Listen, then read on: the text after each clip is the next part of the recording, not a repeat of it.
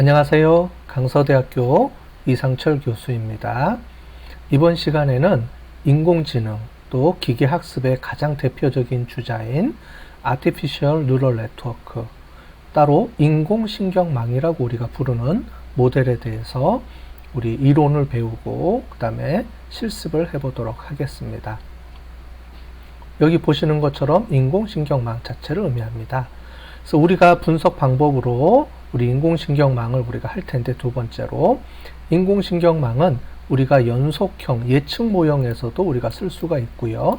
또는 범주형 분류 모형에서도 우리가 똑같이 쓸 수가 있습니다. 구분하지 않고 둘 다 사용이 가능하기 때문에 두 개를 다 실습을 해보도록 하겠습니다. 추후에요. 그래서 인공신경망이 어떤 건지 이론을 우리가 배우고요. 그 다음에 인공신경망을 이용해서 예측 모델, 그 다음에 분류 모델, 이렇게 우리가 실습을 해보도록 하겠습니다. 자, 먼저 인공신경망에 대해서 우리가 설명을 해보도록 하겠습니다. 우리가 기계학습에 있어서 가장 대표주자가 우리가 인공신경망이라고 우리가 얘기를 했죠. Artificial Neural Network 또는 Artificial을 빼고 Neural Network라고 부르기도 합니다. 이 인공신경망은 인간의 두뇌 구조와 유사하게 우리가 학습할 수 있는 방법입니다.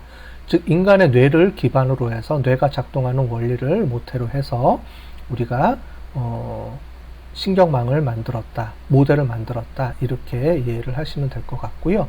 여기 보시는 것처럼 우리 인간의 뇌는 그 눈, 코, 입, 귀를 통해서 우리가 오감을 통해서 정보를 입력받아서 뇌에서 이렇게 뉴런을 이용을 해서 뇌가 처리를 해주는데, 어떤 정보들을 취합하고 이 정보들을 다른 뉴런으로 전달하는 이런 과정을 거쳐서 우리가 학습을 하게 되죠. 이런 모양으로요. 그래서 이거를 기반으로 해서 우리가 모형이 만들어지게 됩니다. 우리가 신경망을 우리가 배울 때는 두 가지 측면이 있습니다. 하나는 뉴런, 하나의 뇌세포인 뉴런이 어떻게 작동하는지도 우리가 알아야 되고요. 두 번째는 이 뉴런들이 서로 연결을 해서 정보를 전달하는 것처럼 이 뉴런들의 연결망, 그래서 그거를 우리가 신경망이라고 합니다. 이 두 가지 차원이 중요한데 이 별도로 우리가 배워야 됩니다. 왜냐하면 우리가 보는 이 뉴런이 어떻게 작동하는지를 알아야 이 뉴런과 뉴런 사이에서 어떻게 그 학습이 이루어지고 있는지, 이 두 가지를 우리가 이론적으로 요 뉴런에 대한 개념, 그 다음에 신경망의 그 학습에 대한 개념, 이 두 가지가 우리가 배워야 되고요. 뉴런을 보시면 이렇게 돼 있는데, 요거는 우리가 요런 모형으로 수치화해서 나타날 수가 있는데, 요거는 우리가 회귀분석의 모형을 그대로 갖다가 썼다, 이렇게 보시면 될 것 같습니다. 그래서 뉴런 그 자체는 우리가 회귀분석 모형을 하나로 그냥 보시면 될 것 같고요. 신경망은 이 뉴런들의 연결망이기 때문에 회귀분석들이 여러 개가 연결돼서 작동하는 거다, 이렇게 이해를 하시면 될 것 같습니다. 우리 먼저 뉴런에 대해서 한번 설명을 드려보도록 할게요. 이 뉴런은 이 하나의 뇌세포인데요. 이 뇌세포의 역할은 지금 보시는 것처럼 어떤 정보를 이렇게 입력을 받습니다. 이거를 우리가 뇌에서는 수상돌기라고 하는데, 우리는 이걸 입력값이라고 우리가 인공신경망에서는 부르게 되죠. 그리고 이런 뇌에서 들어온 정보들을, 여러 정보들을 취합해서 이 뉴런이 정보를 최종적으로 결합을 합니다. 즉, 여기서 이 A라는 뉴런에서 들어온 정보, 이런 뉴런들이 다 들어오겠죠? 그럼 얘가 이 정보를 종합해 주는 거죠.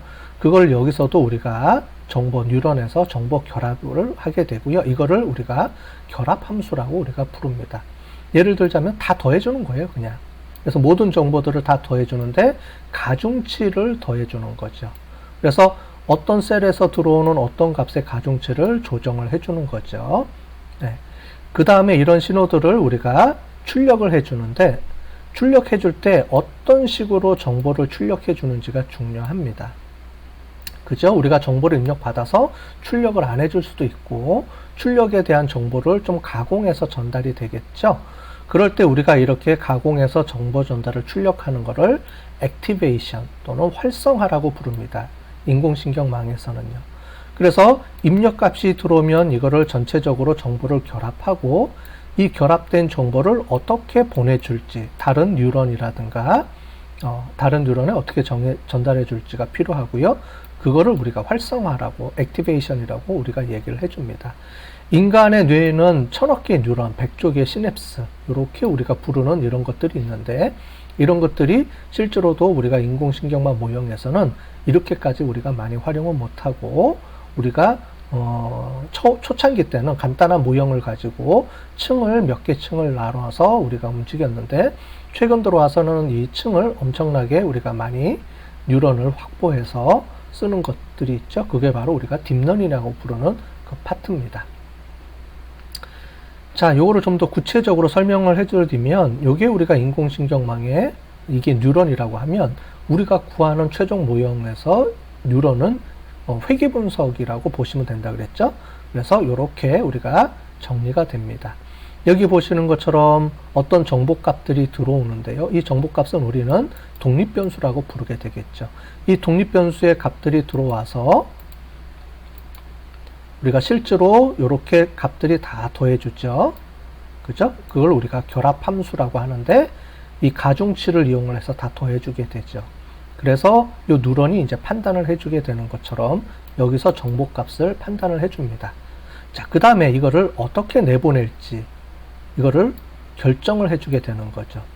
근데 이 결정을 해줄 때 활성함수가 두 가지가 있습니다. 하나는 우리가 예측 모형일 때 내보내줄 때, 그 다음에 우리가 분류 모형일 때 내보내줄 때 틀려요. 우리가 이전 시간에 배웠던 것처럼 예측 모형은 회귀분석값, 왜냐하면 결과값이 연속값이기 때문에 값을 그대로 우리가 내보내는데, 우리가 분류 모형일 때는 우리가 0과 1로 우리가 구분을 해야 되겠죠. 그래서 로지스틱 함수를 이용해서 우리가 처리를 해줍니다. 그래서 활성함수 값을 이렇게 처리를 해주게 돼요. 그래서 결과값을 예측해 줄 때 이렇게 y 결과값이 예측이 되는데, 예측 변수는 무한대 값을 갖고, 그죠? 그 다음에 분류 모형일 때는 이렇게 우리가 로지스틱 함수의 값을 이용을 해서 0과 1의 확률 값으로 변환을 해줍니다. 그리고 나서 최종 아웃풋 값인 y 값하고 요 실제 y 값하고 비교를 해주게 되는 거죠. 자, 우리가 요 모형을 볼 때 y는 실제 값이고 y 햇은 예측 값입니다. 그죠? 이 y 햇은 여기 보는 액티베이션을 통해서 바로 나온 값인데, 우리가 회귀 분석에서는 이 a는 y 예측 확률 값하고 똑같습니다. 그죠? 요 값을 그대로 갖다 쓰기 때문에 똑같다고 보시면 될 것 같아요. 그래서 우리가 결과값 z 값을 우리가 결합해서 이거를 그대로 내보내주면 회귀 모형이 되는 거고, 이 z 값을 이렇게 로지스틱 함수를 이용을 해서 변환을 시켜주면 우리가 로지스틱 회귀 분석이 되는 겁니다. 결국은 이 뉴런 하나의 역할이 뭐냐면 회귀 분석 또는 로지스틱 회귀 분석으로 우리가 처리가 가능한 거예요. 그래서 인공신경망을 이용해서 회귀 분석과 로지스틱 회귀 분석을 처리해 줄 수가 있는 겁니다. 근데 우리는 그런 모형보다는 나중에 인공신경망을 이용을 해서 처리를 해주게 되겠죠. 예. 좀 더 구체적으로 보면 우리 액티베이션 함수가 중요한데, 결합 함수가 이렇게 값들을 다 더한 다음에 우리가 이거를 그대로 내보내줄지 아니면은 변환해서 내보내줄지를 정해주게 된다 그랬죠. 그래서 우리가 액티베이션 함수 또는 활성 함수라고 얘기를 하는데, 예측 모형은 이 값이 그대로 들어와서 그대로 내보내줍니다. 결국은 z 값이 들어오고 변환을 안 시켜주고 그대로 값을 보내주게 돼요. 그래서 여기서부터 여기까지 값이 똑같이 넘어갑니다. 그래서 그걸 우리가 선형함수라고 얘기를 하고요. 이런 식의 모형을 우리가 구축하게 되는 거죠. 근데 분류 모형은 우리 로지스틱 회귀 분석에서도 배운 것처럼 값을 그냥 내보내면 안 되고 0과 1로 우리가 알아맞혀야 되기 때문에 이렇게 변환을 시켜주죠. 그래서 우리가 이거를 로지스틱 함수 또는 시그모이드 함수라고 하고 이런 식으로 우리가 변형이 됩니다. 그래서 로지스틱 회귀 분석을 그대로 쓸 수도 있고, 우리가 다층 신경망에도 이렇게 연결해서 쓰게 됩니다. 자, 그래서 보시는 것처럼 결합함수 Z로 다 결합이 돼서 이 값들을 다 가중치를 줘서 다 결합을 한 다음에 그 값을 그냥 내보내 주고, 예측 모형에서는 분류 모형에서는 우리가 로지스틱 함수를 이용해서 변형해서 내보내준다. 이렇게 보시면 될 것 같아요. 이거는 지금 뉴런 하나의 역할입니다. 그런데 이런 뉴런들이 묶어서 이제 처리를 해주게 되니까 성능이 더 좋아질 수밖에 없겠죠. 자, 이렇게 우리가 썼었는데 최근 들어와서 딥러닝 쪽 파트에서는 뭘 쓰냐면은 우리가 렐루 함수라는 걸 씁니다. 렐루 함수는 여기 조금 변형을 해보면 렐루 함수는 이렇게 값이 들어오는데 마이너스 음수일 때는 0으로 처리를 해주고요. 그 다음에 양수일 때는 실제 값을 내보내줍니다. 그러니까 이 모형하고 이 모형하고의 어떤 결합된 거라고 보시면 되겠죠. 근데 성능이 이게 더 좋다고 합니다. 뭐 여러 가지 이유가 있지만 여기서는 그걸 다 설명해 줄 수는 없고요. 그런 것들을 여러분들이 나중에 우리 여기서 우리가 연습을 하고 우리가 충분히 학습한 다음에 여러분들이 더 필요하면 이런 것들을 공부해 보시면 재밌습니다. 어떤 함수를 써서 어떻게 분석하는 게 더 효과가 있는지 이런 것들을 우리가 이제 계속 여러분들이 이쪽 분야로 나가게 되면 공부를 하시면 될 것 같아요. 자, 요렇게 나와 있습니다. 그죠? 근데 일단은 여기서 우리는 요거를 쓰지는 않고 로지스틱 함수와 예측 모형일 때는 선형 함수 요 두 가지를 가지고 우리가 이론을 설명해 보도록 하겠습니다. 이 렐루 함수는 우리가 제일 마지막에 우리가 배우게 되는 딥러닝 파트에서 좀 설명을 더 드리도록 하겠습니다. 자, 이렇게 뉴런 하나의 역할이 중요한데 이 뉴런들을 결국 신경망에서는 뉴런 하나를 쓰는 게 아니고 여러 개의 뉴런들의 그 연결을 해서 쓰는 거죠. 자, 그래서 이렇게 입력층하고 출력층 이렇게 아무 층이 없이 바로 연결이 되는 걸 우리가 회귀분석 또는 로지스틱 회귀분석이라고 같은 개념으로 보시면 될 것 같고요. 다층신경망, 인공신경망이라고 하면 중간에 보시는 것처럼 이런 뉴런들을 중간에 연결을 해서 하나의 층을 우리가 눈에 보이지 않는 하나의 층을 만드는 거죠. 뇌로 치면 이게 눈, 코, 입이 되는 거고 요게 뇌가 되는 거죠. 여기서 지금 작동을 하는 겁니다. 결국 인공신경망은 이 히든 레이어, 은닉층이 어떤 역할을 해주는지가 중요하게 되는 거죠. 이렇게 은닉층이 하나일 수도 있고 여러 개가 있을 수도 있습니다. 우리 뒤에 실습을 해볼 때 하나일 때 여러 개일 때 이런 것들을 우리가 한번 실습에서도 활용을 해서 한번 분석을 해보도록 하겠습니다.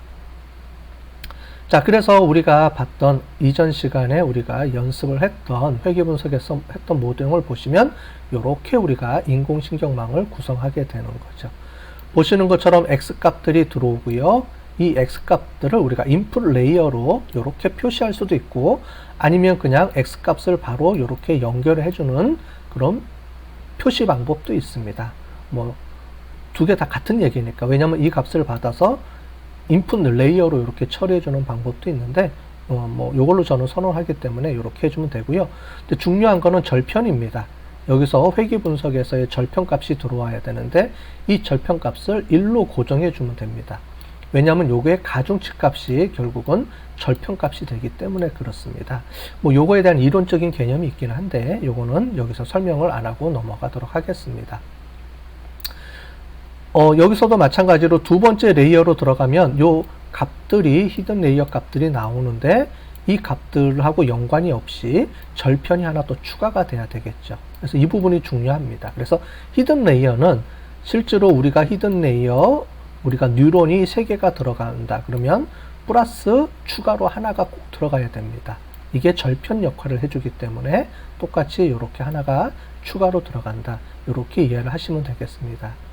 인공신경망의 예측 모형은 최종적으로 아웃풋 레이어가 연속 변수인 값이 되겠죠. 그래서 이 가격하고 여기서 예측한 y 햇하고 예측값하고 실제 가격하고 비교를 해서 요 에러율이 적은 거를 찾아내게 되겠죠.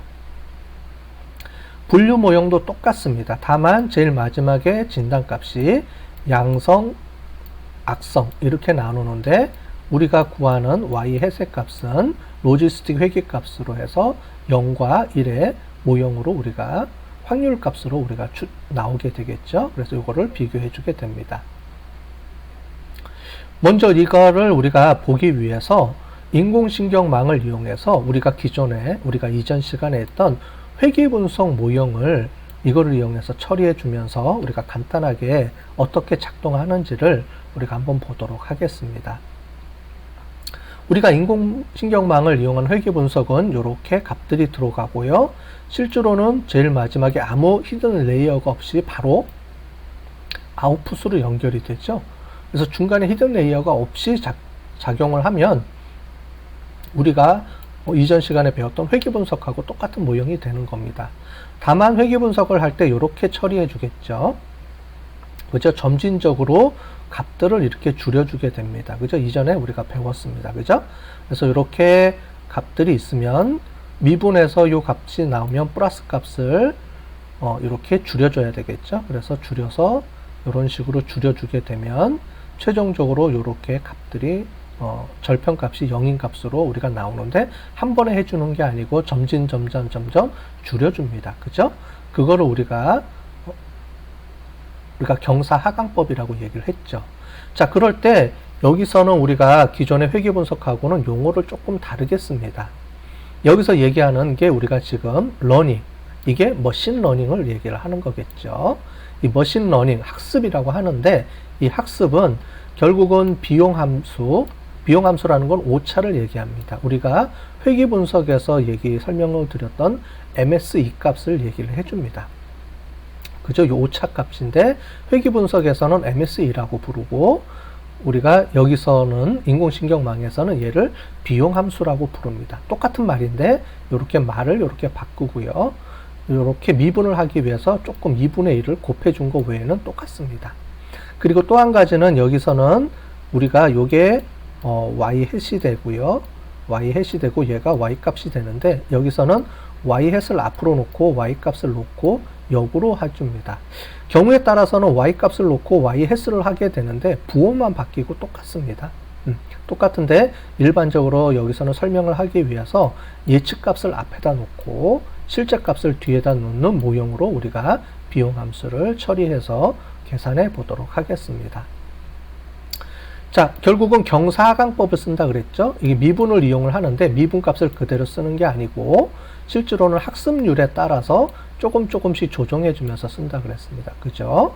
물론 회귀분석에서는 학습률 없이 써도 바로 그 값이 나오지만은 우리가 나중에 신경망을 써야 되기 때문에 우리가 학습률을 이용을 한 경사하강법으로 하는 방법을 우리 설명을 드려보겠습니다. 자, 그래서 결합함수를 가지고 활성함수 값을 해서 나온 값인데 여기서 실제 값하고 예측 값하고 에라 값이 나오겠죠. 그래서 그 에라 값을 우리가 요거를 우리가 에러 또는 여기서는 비용 함수라고 얘기를 하는데 요거를 이용을 해서 가중치를 업데이트를 해주는 방법을 씁니다. 자, 말로 설명하기가 어려우니까 우리가 실습을 해가면서 한번 해볼게요.